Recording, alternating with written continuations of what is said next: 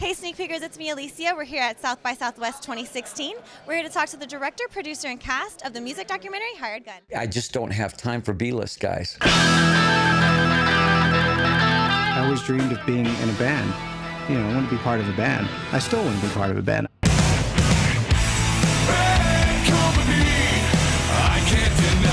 Hired Gun he's like the best of the best. Everybody knows that this guy is an assassin.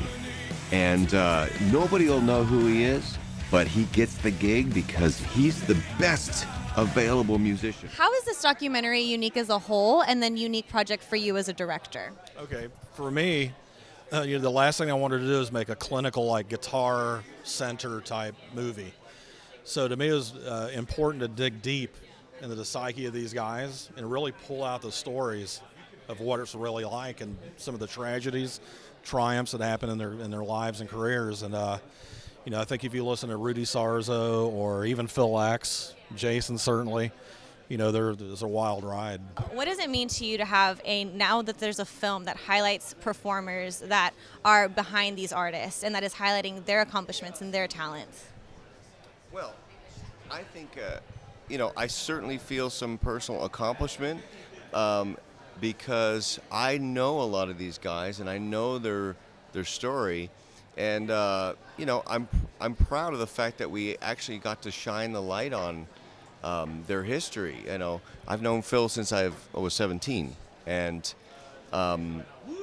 we both moved down from Canada, and he's done a lot of great stuff, and so have the other artists in the film. And it's just cool to sort of be able to peel back the layer and expose that stuff that perhaps otherwise would never be known. And everybody has one amazing story.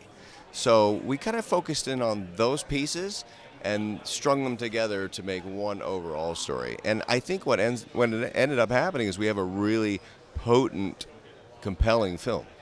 What's the biggest misconception for people looking on the outside, the glamorous side of being in the music industry and what it really is? Well, you gotta understand, you see these people in a forum of, say they're an entertainer, for instance, right? So when you see someone like a Red Hot Chili Pepper at Ralph's, buying bananas, you don't expect to see that. You know what I mean? So that's kind of behind the scenes. In this situation where I talk about, I could talk about guitars, I could talk about songwriting, I could talk about gear, I could talk about my kids. I think it really presents us as real people that do real things aside from our lives of being musicians. Because everybody has a job, and you either love your job or you hate your job. And maybe somewhere there's a little gray in there sometimes, but when you love your job and you love what you do, you exude that as a person and as a musician, as a hired gun, for instance.